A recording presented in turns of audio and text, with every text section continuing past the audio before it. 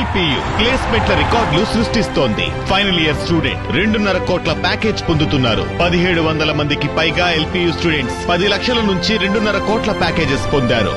విద్యా విప్లవం ప్రారంభమైంది లవ్లీ ప్రొఫెషనల్ యూనివర్సిటీలో. నమస్తే, welcome to non stop news. నేను హిమబిందు. నేను ఈశ్వర్. డీటెయిల్స్ చూద్దాం. ఎంపీ మిథున్ రెడ్డికి వసతులపై రాజమండ్రి సెంట్రల్ జైలు అధికారులకు ఏసీబీ కోర్టు ఆదేశాలు జారీ చేసింది. వారంలో 3 సార్లు లాయర్లతో ములాఖత్, 3 సార్లు కుటుంబ సభ్యులతో ములాఖత్ అవ్వొచ్చని కోర్టు చెప్పింది. మిథున్ రెడ్డికి జైల్లో బెడ్ సదుపాయం కల్పించాలని ఏసీబీ కోర్టు ఆదేశించింది. రోజుకొకసారి ఇంటి భోజనం తెచ్చుకునేందుకు అనుమతినిచ్చింది. న్యూస్ పేపర్, మినరల్ వాటర్ అనుమతించాలని ఏసీబీ కోర్టు రాజమండ్రి జైలు అధికారులకు సూచించింది. చేయని తప్పుకు శిక్ష అనుభవిస్తున్నానంటూ కోర్టులో కంటతడి పెట్టుకున్నారు మాజీ ఎమ్మెల్యే చెవిరెడ్డి భాస్కర్ రెడ్డి. తన వాదనలు వినిపించుకునే క్రమంలో భావోద్వేగానికి గురైన ఆయన తన తండ్రి, సోదరుడు మద్యం కారణంగానే చనిపోయారని న్యాయమూర్తికి వివరించారు. అందువల్లే తాను మద్యం జోలికి వెళ్లలేదని, భవిష్యత్తులో కూడా వెళ్లబోరని స్పష్టం చేశారు. చేయని తప్పుకు తనను బాధ్యుణ్ణి చేస్తున్నారని వాపోయారు చెవిరెడ్డి భాస్కర్ రెడ్డి.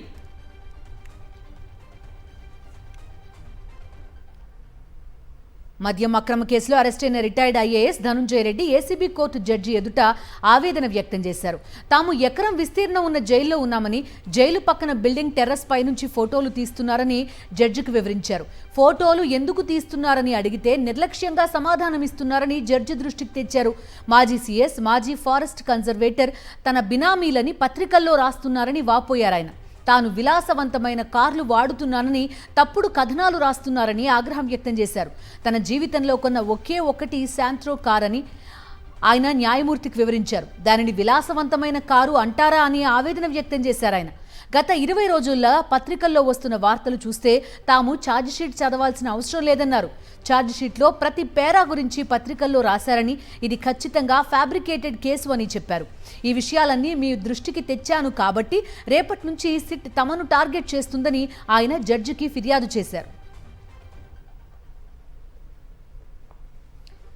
మద్యం కేసులో టీడీపీ స్క్రిప్ట్ ప్రకారమే సిట్ పనిచేస్తోందని వైఎస్ఆర్సీపీ లీగల్ సెల్ అధ్యక్షుడు మనోహర్ రెడ్డి విమర్శించారు. సిట్ ఆరోపణలకు ఎలాంటి ఆధారాలు లేవన్నారు. సిట్ ఛార్జ్షీట్ మొత్తం కట్టుకథలా ఉందంటూ ఆగ్రహం వ్యక్తం చేశారు మనోహర్ రెడ్డి. ఎకరా భూమిలో ఇప్పుడు మేము జైల్లో ఉంటే ఆ జైల్లో పక్క బిల్డింగుల పై నుంచి కొంతమంది ఫోటోలు తీస్తున్నారు. ఇదేంది అన్యాయం అని జైలు అధికారులను అడిగితే మేమేం చేయాలో, మాకు పైన నుంచి ఆదేశాలు వస్తున్నాయి కాబట్టి మేము ఫోటోలు తీయాల్సి వస్తుందని వాళ్ళు కూడా చెప్తున్నారు. ఇవన్నీ ఈ ఆవేదనతో ఈ కోర్టు దృష్టికి మేము తీసుకొని వస్తున్నాం. అయితే సిట్టు ఈరోజు మీ కోర్టులో మాట్లాడిన తర్వాత నేను ఇన్ని విషయాలు సిట్టు మరింత కఠినతరంగా మా పట్ల వ్యవహరించవచ్చు. అయినా సరే నిజాన్ని నిర్భయంగా చెప్పాలి కాబట్టి మేము భయపడేది లేదు. అధికారంలో ఉన్న ప్రతిసారి మద్యం కుంభకోణాలకు పాల్పడ్డం చంద్రబాబుకు అలవాటన్నారు వైఎస్ఆర్సీపీ ఉమ్మడి చిత్తూరు జిల్లా అధ్యక్షుడు భూమన కరుణాకర్ రెడ్డి. లిక్కర్ కేసులో చంద్రబాబుపై పెట్టిన కేసులోని సెక్షన్లనే ఇప్పుడు వైఎస్ఆర్సీపీ నాయకులపై కూడా పెడుతున్నారన్నారు. మద్యం కుంభకోణం పేరిట చంద్రబాబు ప్రభుత్వం ప్రతీకారం తీర్చుకుంటోందన్నారు. ఈ రాష్ట్రంలో ఈ రోజున 3760 బ్రాందీ షాపులను ప్రైవేటు పరం చేసి ఈ రోజున ప్రతి షాపు నుండి నెలకు 1,00,000 రూపాయలు వసూలు చేస్తున్నారు. నెలకు 370 కోట్ల రూపాయలు ప్రభుత్వ ముఖ్యులకు ఈ సొమ్ము అందుతోంది. ఇంతకంటే స్కామ్ మరొకటి లేదు.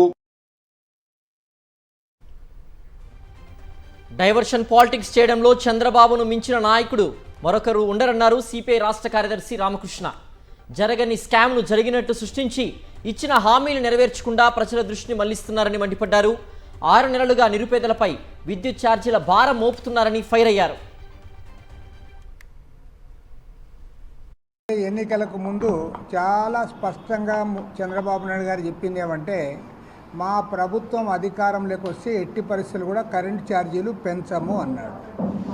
కరెంట్ ఛార్జీలు పెంచమని అధికారంలోకి వచ్చిన తర్వాత గతంలో ఈవెన్ ఉమ్మడి ఆంధ్రప్రదేశ్ రాష్ట్రంలో కూడా ఇంత పెద్ద ఎత్తున భారాలు మోపలేదు. ఒక 6 మాసాల కాలంలోనే 15,480 కోట్ల రూపాయల విద్యుత్ భారాలు వినియోగదారులపైన మోపడం జరిగింది. మ్యాజిస్ట్రేట్ ముందు వైఎస్ఆర్సీపీ నేత బెరదవోలు శ్రీకాంత్ రెడ్డి ఆవేదన వ్యక్తం చేశారు. రుస్తుం మైన్స్ అక్రమ కేసులో శ్రీకాంత్ రెడ్డిని నెల్లూరు పోలీసులు అరెస్ట్ చేశారు. పోలీసులు చుట్టుముట్టి తనతో బలవంతంగా సంతకాలు చేయించారని న్యాయమూర్తికి చెప్పారు శ్రీకాంత్ రెడ్డి. రిమాండ్ రిపోర్టులో ఏముందో తనకు తెలియదన్నారు. తనకు ఆరోగ్యం కూడా బాగోలేదని న్యాయమూర్తి ముందు వాపోయారు శ్రీకాంత్ రెడ్డి.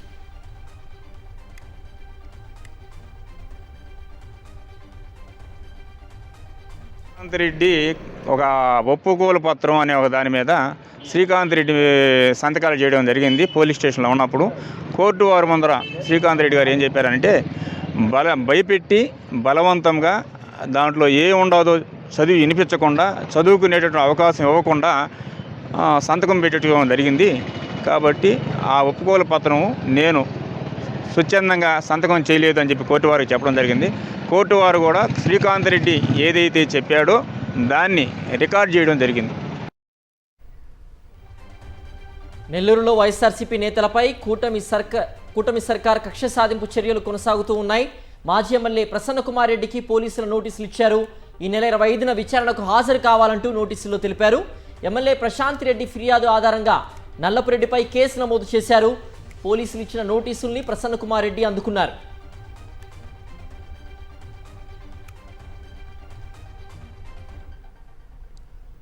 అధికారం కోసం ఏ గడ్డైనా తినడం, పవర్లోకి వచ్చాక చేతులెత్తేయడం చంద్రబాబుకు వెన్నుపోటుతో పెట్టిన విద్య. మంత్రి అచ్చెన్నాయుడు ఓ సభలో పథకాల అమలు గురించి నిస్సిగ్గుగా బొంకేశారు. ఆడబిడ్డ నిధి పథకం అమలు చేయాలంటే ఆంధ్ర రాష్ట్రాన్ని అమ్మేయాలని ఉచిత సలహాతో సెలవిచ్చారు. ఎన్నికల సమయంలో చంద్రబాబు, లోకేష్ ఏం చెప్పారు, ఇప్పుడు మంత్రి అచ్చెన్నాయుడు ఏమన్నారు చూద్దాం. కష్టాలు తెలుసుకుని మా చంద్రన్న మహాశక్తి ప్రకటించారు. దాంట్లో ప్రధానంగా 4 ప్రకటనలు ఉన్నాయి. మొదటిది ఆడబిడ్డ నిధి. 18 సంవత్సరాలు నిండిన మహిళకి ప్రతి నెల 1,500 రూపాయలు వాళ్ళ అకౌంట్ లో వేస్తున్నాం. సంవత్సరానికి 18,000 రూపాయలు. 5 సంవత్సరాలు 90,000 రూపాయలు తెలుగింటి ఆడబడుచుల అకౌంట్ లో మన చంద్రన్న వేయబోతున్నారు. ఒక్కటే మిగిలిపోతుంది, ఆడవాళ్ళకి నెలకి 1,500. అది చెయ్యాలంటే ఆంధ్రానే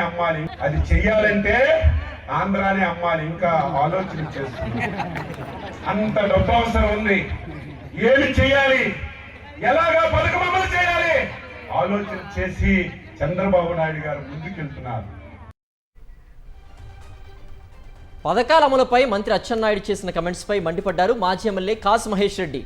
హామీలు ఇచ్చే ముందు చంద్రబాబు, పవన్ కళ్యాణ్లకు తెలియదా అని ప్రశ్నించారు. కూటమి ప్రభుత్వం ఇచ్చిన హామీల్ని తుంగలో తొక్కుతూ మోసపూరితమైన పాలన చేస్తోందని మండిపడ్డారు. రాష్ట్ర మంత్రి, మాజీ తెలుగుదేశం అధ్యక్షుడు అచ్చెన్నాయుడు గారు చెప్తుంది, ఆడవారికి నెలకి 1,500, సంవత్సరానికి 18,000 ఇస్తానని ఎలక్షన్ ముందు చంద్రబాబు నాయుడు గారు ఇచ్చిన వాగ్దానం.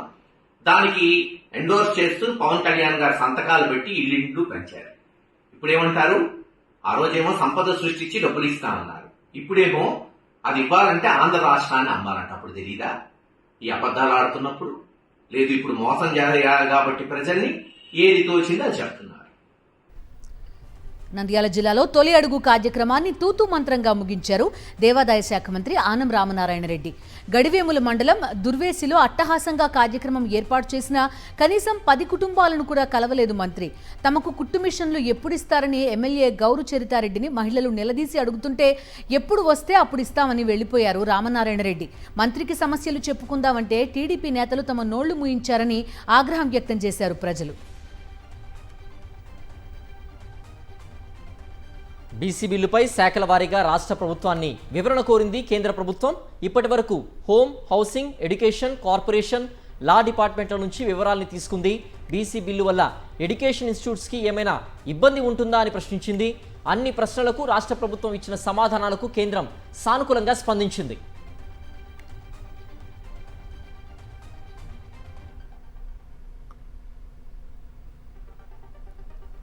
బీసీలకు 42% రిజర్వేషన్ల పెంపు సాధ్యమేనని మంత్రి పొన్నం ప్రభాకర్ స్పష్టం చేశారు. బీజేపీ రాష్ట్ర అధ్యక్షుడు రామచంద్రరావు మరోసారి తన నిజ స్వరూపం బయట పెట్టుకున్నారని మండిపడ్డారు. తెలంగాణ నుంచి ఎన్నికైన బీజేపీ ఎంపీలు రాజీనామా చేయాలని డిమాండ్ చేశారు. ఎంపీలు రాజీనామా చేస్తే బీసీ రిజర్వేషన్లు ఎందుకు అమలు కావో చూస్తామన్నారు. తన అసలు నిజ స్వరూపాన్ని బయటపెట్టినాడు.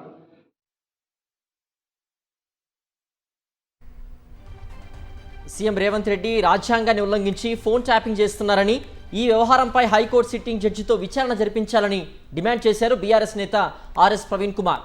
సిట్పై తమకు నమ్మకం లేదని, ఈ కేసు విచారణ వెంటనే సీబీఐకి అప్పగించాలన్నారు. రేవంత్ రెడ్డి కాంగ్రెస్ అగ్రనేత రాహుల్ గాంధీతో పాటు సొంత పార్టీ మంత్రుల ఫోన్లు ట్యాప్ చేస్తున్నట్లుగా ఆరోపణలున్నాయని అన్నారు. అన్నమయ్య జిల్లా లక్కిరెడ్డిపల్లిలో వైఎస్ఆర్సీపీ రాష్ట్ర అధికార ప్రతినిధి రమేష్ కుమార్ రెడ్డిని ఆ పార్టీ ముఖ్య నేతలు పరామర్శించారు. కూటమి సర్కార్ ఇటీవల రమేష్ రెడ్డిని అక్రమంగా అరెస్ట్ చేసింది. మాజీ ఎమ్మెల్యే గడికోట శ్రీకాంత్ రెడ్డి, అన్నమయ్య జిల్లా వైఎస్ఆర్సీపీ అధ్యక్షుడు అమర్నాథ్ రెడ్డి, కడప మేయర్ సురేష్ బాబు, మాజీ జడ్పీ చైర్మన్ బాలసుబ్రహ్మణ్యం పరామర్శించారు. న్యాయపరంగా వైఎస్ఆర్సీపీ అండగా ఉంటుందని రమేష్ కుమార్ రెడ్డికి భరోసా ఇచ్చారు. రాజ్యాంగబద్ధంగా పనిచేస్తున్న ప్రభుత్వ అధికారులపై టీడీపీ నేత జేసీ ప్రభాకర్ రెడ్డి నోటికొచ్చినట్లు మాట్లాడడం సరికాదన్నారు. వైఎస్ఆర్సీపీ ఉద్యోగ విభాగం రాష్ట్ర అధ్యక్షులు చంద్రశేఖర్ రెడ్డి ఉద్యోగులపై అగౌరవంగా మాట్లాడిన జేసీ ప్రభాకర్ రెడ్డిపై చంద్రబాబు చర్యలు తీసుకోవాలని డిమాండ్ చేశారు. సభ్య సమాజం తలదించుకునేలా ప్రవర్తిస్తున్న జేసీ తీరు ఇకనైనా మార్చుకోవాలని చంద్రశేఖర్ రెడ్డి హితవు పలికారు. ఈ రోజున రాష్ట్రంలో ఉన్నటువంటి ఉద్యోగ వర్గం అంతా కూడా తల దించుకునే విధంగా మీరు మాట్లాడుతూ ఉన్నారు. నోటికి వచ్చినట్లు జిల్లాల ఎవరు అధికారిని పట్టుకుని రే అని చెప్పి అంటే దాని ఉద్దేశం ఏమిటి? మీ కాళ్ళ దగ్గర పనిచేస్తున్నటువంటి మీ యొక్క జీతగాడు అనుకుంటున్నారా మీరు? రాష్ట్ర ప్రభుత్వం తరఫు నుంచి పనిచేస్తున్నటువంటి అధికారి రూల్స్ ప్రకారంగా సిస్టమేటిక్ గా కాన్స్టిట్యూషన్ ప్రకారంగా పనిచేస్తారే తప్ప మీ సొంత రాజ్యాంగం ప్రకారంగా పనిచేయాలనేటువంటి మీ యొక్క తీర్పును వాళ్ళు మరి అనుసరించట్లేదనేటువంటి ఆ యొక్క ఇదే మీరు మనసులో పెట్టుకుని నానా విధాలుగా వాళ్ళని మాట్లాడడం మాత్రము మంచి పద్ధతి కాదు. కడపకు చెందిన టీడీపీ ఎమ్మెల్యే మాధవిరెడ్డి ముఖ్య అనుచరుడు తిరుమలేశన్ను పార్టీ నుంచి సస్పెండ్ చేశారు. మంత్రి నారాయణ విద్యాసంస్థల వద్ద కూడా వసూళ్లు చేశాడు. మాధవిరెడ్డి పొలిట్ బ్యూరో సభ్యుడు శ్రీనివాసులు రెడ్డి ముఖ్య అనుచరుడు తిరుమలేశ్ మేయర్ సురేష్ బాబు ఇంటిపై చెత్త వేయడం, సాక్షి ఆఫీస్పై దాడి చేయడంలో కీలకంగా వ్యవహరించాడు.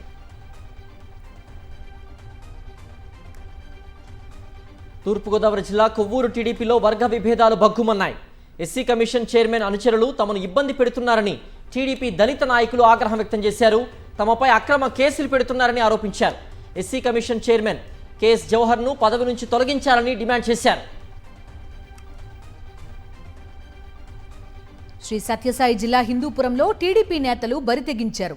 ఉద్యోగం కోసం వచ్చే మహిళలపై కన్నేస్తున్నారు పచ్చకాలకేయులు. ప్రభుత్వాసుపత్రి అవుట్సోర్సింగ్ ఉద్యోగినికి ఈ లైంగిక వేధింపులు ఎదురయ్యాయి. ఇటీవలే ఉద్యోగం తీసేసిన శానిటేషన్ కాంట్రాక్టర్ ఎల్లో నేత యుగంధర్ ఆ మహిళను వేధించాడు. ఎమ్మెల్యే బాలకృష్ణ పిఏ వద్దకు ఇప్పుడు ఈ పంచాయతీ చేరింది.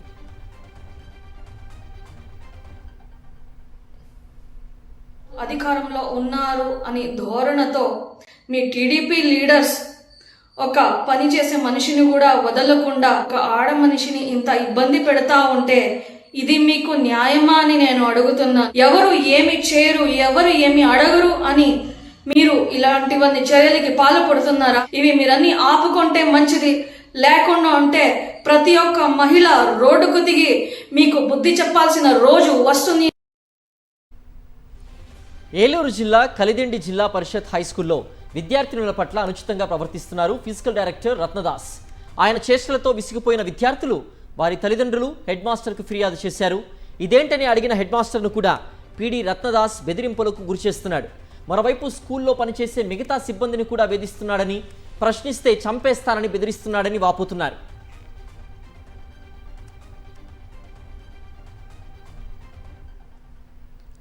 నంద్యాల జిల్లాలో పోలీసుల వేధింపులు తారస్థాయికి చేరాయి. ఖాకీల వేధింపులు తాళలేక చాగలమర్రి మండలం గోడిగోనేరుకు చెందిన పల్లె ప్రసాద్ పురుగుల మందు తాగి ఆత్మహత్యకు పాల్పడ్డాడు. పోలీసులు బలవంతంగా తనతో 8 లక్షల రూపాయలు అప్పు ఉన్నట్టు బాండ్పై సంతకం పెట్టించారని వాపోయాడు బాధితుడు ప్రసాద్. ఆళ్లగడ్డ రూరల్ సీఐ మురళీధర్ రెడ్డి స్టేషన్కు పిలిచి బండబూతులు తిట్టి అందరి ముందు అవమానించి బెదిరించాడని బాధితుడు ప్రసాద్ ఆవేదన వ్యక్తం చేశాడు.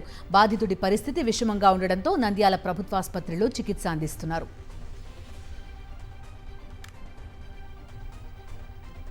చిత్తూరు జిల్లాలో మామిడి రైతులు మరోసారి పోరాటాలకు సిద్ధమవుతున్నారు. జాతీయ మామిడి దినోత్సవం సందర్భంగా చిత్తూరు జిల్లా పరిషత్ హాల్లో మామిడి రైతులు మహాజన సభ ప్రతినిధులు సమావేశమయ్యారు. మోసపోయిన మామిడి రైతులకు పూర్తి స్థాయిలో న్యాయం చేయకుంటే పెద్ద ఎత్తున ఆందోళన తప్పదని హెచ్చరించారు. కిలో మామిడికి 8 రూపాయలు, సబ్సిడీ 4 రూపాయలు అందిస్తామని కూటమి ప్రభుత్వం ప్రకటన చేసినప్పటికీ ఎక్కడా అమలు కావడం లేదని మండిపడ్డారు. ఈరోజు ఖచ్చితంగా మేము చెప్పడం అంటే ముఖ్యమంత్రి గారు 12 రూపాయలు అనౌన్స్ చేసిన తర్వాత 4+8 వీళ్ళు బోర్డు పెట్టమంటే ఉద్యాన శాఖ బోర్డు పెట్టారు తప్ప ఎక్కడ ఫ్యాక్టరీ యజమానులు కానీ ర్యాంప్ యజమానులు పెట్టలేదు. ఫ్యాక్టరీలో 5 రూపాయలు కూడా ఇచ్చారు, 6 రూపాయలు కూడా ఇచ్చారు, 7 రూపాయలు ఇచ్చారు. ఒక ఫ్యాక్టరీ యజమాని 6 రూపాయలు ఇస్తానంటే అతని మీద అందరూ దాడి చేసి ఎందుకు ఇస్తారు 8 రూపాయలు, 5 రూపాయలు ఏంటి అని చెప్పి అతను ఒత్తిడి చేయించి అతని దగ్గర కూడా 6 రూపాయలు ఇప్పించేట్టు చేశారు. అంటే ఇక్కడ సిండికేట్ మాయాజలం ఎంత పనిచేస్తున్న అర్థమవుతుంది. ఫ్యాక్టరీకి పోయి కటింగ్ ఆర్డర్ తీసుకోవాలంటే చాలా ఆలస్యం అవుతుంది. కాబట్టి చాలామంది ఫ్యాక్టరీలు పోలేక ర్యాంపుల దగ్గర వేస్తారు. సిద్దిపేటలో రేషన్ కార్డుల పంపిణీ కార్యక్రమం రసాభాసగా మారింది. జిల్లా ఇన్ఛార్జ్ మంత్రి వివేక్, ఎంపీ రఘునందన్ రావు, ఎమ్మెల్యే హరీష్ రావు పాల్గొన్న ఈ కార్యక్రమం ఫ్లెక్సీలో దుబ్బాక ఎమ్మెల్యే కొత్త ప్రభాకర్ రెడ్డి ఫోటో పెట్టలేదు. దీన్ని నిరసిస్తూ బీఆర్ఎస్ కార్యకర్తలు ప్రభుత్వానికి వ్యతిరేకంగా నినాదాలు చేశారు. వెంటనే కాంగ్రెస్ కార్యకర్తలు సైతం బీఆర్ఎస్ కు వ్యతిరేకంగా స్లోగన్స్ ఇవ్వడంతో ఉద్రిక్తత నెలకొంది. వెంటనే ఎమ్మెల్యే హరీష్ రావు కలగజేసుకుని బీఆర్ఎస్ కార్యకర్తలకు సర్ది చెప్పారు.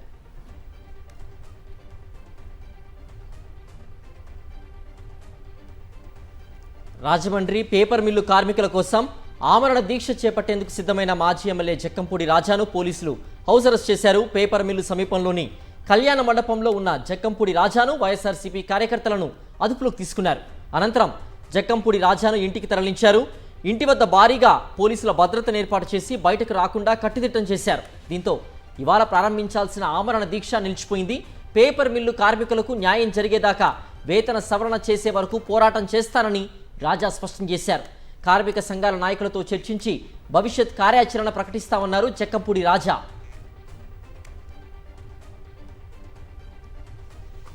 ఏపీ వ్యాప్తంగా మున్సిపల్ కార్మికుల సమ్మె కొనసాగుతోంది. హర్షించే విధంగా జీవో తీసుకొస్తామని చెప్పిన కూటమి ప్రభుత్వం మరోసారి తమను మోసం చేసిందని కార్మికులు మండిపడుతున్నారు. ప్రభుత్వ నిర్ణయంతో 80% మంది కార్మికులు నష్టపోతున్నారని వాపోయారు. తమకు సంక్షేమ పథకాలు అమలు చేయాలని, వయో పరిమితిని 62 ఏళ్లకు పెంచాలని డిమాండ్ చేశారు. తమ డిమాండ్లను పరిష్కరించే వరకు సమ్మె కొనసాగిస్తామని హెచ్చరించారు మున్సిపల్ కార్మికులు.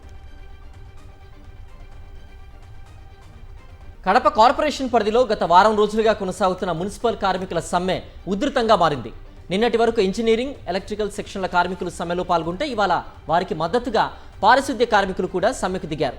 శానిటేషన్ సిబ్బంది కూడా సమ్మెకు దిగడంతో ఇక పారిశుద్ధ్యాన్ని కూడా సక్రమంగా నిర్వహించే పరిస్థితి లేకుండా పోయింది. కార్పొరేషన్ ముందు కార్మికులు భిక్షాటన చేస్తూ నిరసన తెలిపారు. కార్మికుల ఆందోళనలకు వైఎస్ఆర్సీపీ మేయర్ సురేష్ బాబుతో పాటుగా పాలకవర్గం మద్దతు పలికింది. కార్మికులను ఆప్కాస్లో కలిపి వైఎస్ఆర్సీపీ ప్రభుత్వం వారికి ఉద్యోగ భద్రత కల్పించిందని తెలిపారు. కార్మికులకు జీతాలు పెంచి సంక్షేమ పథకాలు అమలు చేయాలనే న్యాయమైన డిమాండ్లను కూటమి ప్రభుత్వం వెంటనే నెరవేర్చాలని డిమాండ్ చేశారు.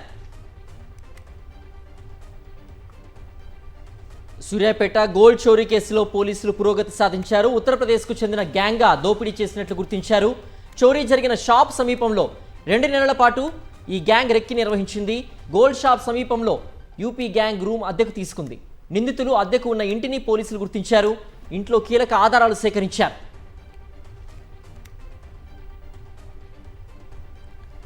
హైదరాబాద్లో మరోసారి భారీ వర్షం పడింది. జూబ్లీహిల్స్, బంజారాహిల్స్, ఖైరతాబాద్, నాంపల్లి, మెహదీపట్నం, చార్మినార్, మలక్పేట్ ప్రాంతాల్లో వర్షం కురిసింది.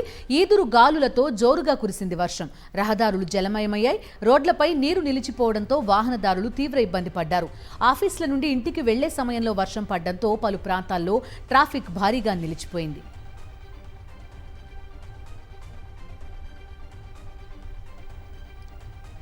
ఎగువ నుంచి వస్తున్న వరద ప్రవాహంతో శ్రీశైలం జలాశయం జలకలను సంతరించుకుంది.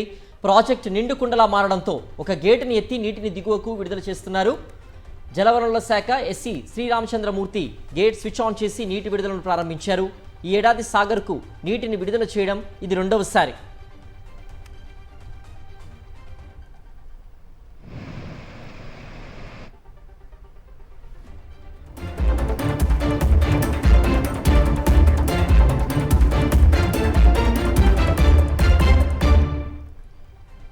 జాతీయ వార్తలు చూద్దాం. ఆపరేషన్ సింధూర్ దుమారం పార్లమెంట్ వర్షాకాల సమావేశాలను కుదిపేస్తోంది. విపక్షాల ఆందోళనలతో వరుసగా రెండో రోజు సభ సాగలేదు. ఎలాంటి చర్చ చేపట్టకుండానే ఉభయ సభలు రేపటికి వాయిదా పడ్డాయి. పహల్గాం ఉగ్రదాడి, ఆపరేషన్ సింధూర్పై చర్చించాలన్న విపక్షాల డిమాండ్తో ఉదయం ప్రారంభమైన 4 నిమిషాలకే లోక్సభ 12 గంటల వరకు వాయిదా పడింది. ఆ తర్వాత 2 గంటల వరకు సభను వాయిదా వేశారు ప్యానెల్ స్పీకర్ జగదాంబికా పాల్. 2 గంటలకు సభ తిరిగి సమావేశం కాగా విపక్షాలు ఆందోళన కొనసాగించాయి. ఆపరేషన్ సింధూర్, బీహార్లో ఓటర్ల జాబితా ప్రత్యేక సమగ్ర సవరణపై చర్చించాలంటూ నినాదాలతో హోరెత్తించాయి. అన్ని అంశాలపై చర్చకు సిద్ధమని చెప్తున్నా విపక్షాలు కావాలని సభను అడ్డుకుంటున్నాయని ధ్వజమెత్తారు కేంద్ర మంత్రి కిరణ్ రిజిజు. అటు రాజ్యసభలో కూడా ఇదే పరిస్థితి. ఆపరేషన్ సింధూర్, బీహార్లో ఓటర్ల జాబితా ప్రత్యేక సవరణ అంశాలపై రూల్ 267 కింద వాయిదా తీర్మానాలిచ్చారు పలువురు ప్రతిపక్ష ఎంపీలు. సభా కార్యకలాపాలు రద్దు చేసి వీటిపై చర్చించాలని పట్టుబట్టారు. డిప్యూటీ చైర్మన్ హరివంశ్ వాయిదా తీర్మానాలు తిరస్కరించడంతో విపక్షాలు ఆందోళన చేపట్టాయి. దీంతో రాజ్యసభలోనూ వాయిదాల పర్వం నడిచింది. ఉపరాష్ట్రపతి పదవికి రాజీనామా చేసిన జగదీప్ ధన్కడ్ సభకు హాజరు కాలేదు. డిప్యూటీ చైర్మన్ హరివంశే రాజ్యసభ ప్రొసీడింగ్స్ నిర్వహించారు.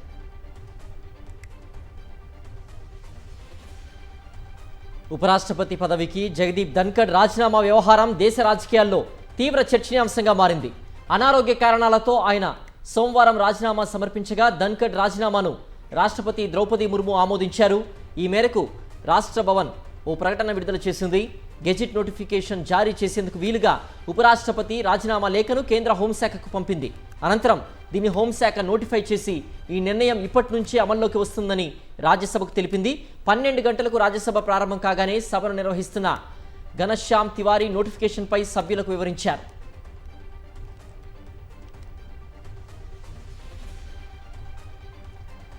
మరోవైపు జగదీప్ ధన్కడ్ రాజీనామాపై ప్రధాని నరేంద్ర మోదీ స్పందించారు. ఆయన త్వరగా కోలుకోవాలని ఆకాంక్షిస్తూ ఎక్స్లో పోస్ట్ పెట్టారు. ఉపరాష్ట్రపతి సహా అనేక పదవుల ద్వారా ధన్కడ్ దేశానికి అనేక సేవలు అందించారని కొనియాడారు. ధన్కడ్ రాజీనామా తర్వాత కేంద్రం నుంచి వచ్చిన తొలి రియాక్షన్ ఇదే. భారత సైన్యానికి బిగ్ బూస్ట్ లభించింది. 15 నెలలుగా పెండింగ్లో ఉన్న అపాచీ అటాక్ హెలికాప్టర్స్ ఎట్టకేలకు భారత్ చేరుకున్నాయి. 3 Apache attack helicopters Hindon air బేస్లో ల్యాండ్ అయ్యాయి. ఆంటోనోవ్ AN-124 ఎయిర్ లిఫ్టర్ ఈ అటాక్ హెలికాప్టర్లను అమెరికా నుంచి తీసుకొచ్చింది. జోధ్పూర్లో ఏర్పాటు చేస్తున్న 451 ఆర్మీ ఏవియేషన్ స్క్వాడ్రన్లో వీటిని ఇండక్ట్ చేయనుంది భారత సైన్యం. రుద్ర హెలికాప్టర్లు LCH ప్రచండ్లతో కలిసి పాక్ సరిహద్దుల్లో గస్తీ కాయనున్నాయి ఈ advanced attack helicopters.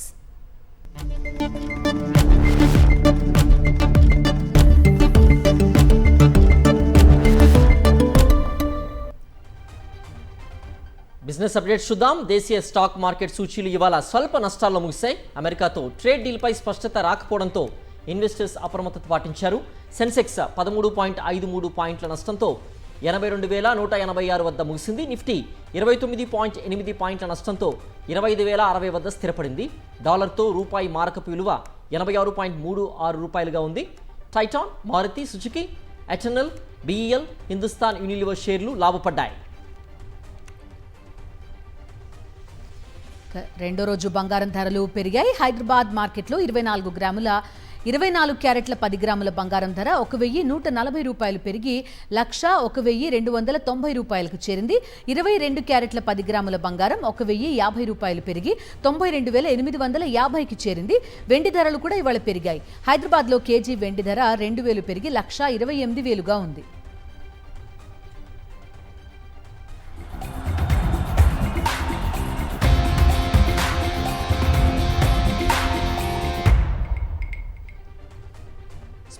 Sports updates. Bharat England మహిళల మధ్య చీస్టర్లీ స్ట్రీట్లో జరుగుతున్న 3వ వన్డేలో ఇండియా అమ్మాయిలు చెలరేగిపోయారు.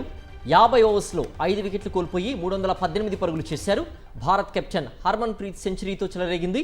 జమీమా 50 పరుగులు చేసింది. చివర్లో రీచా ఘోష్ మెరుపు ఇన్నింగ్స్తో భారత్ 318 పరుగులు చేసింది.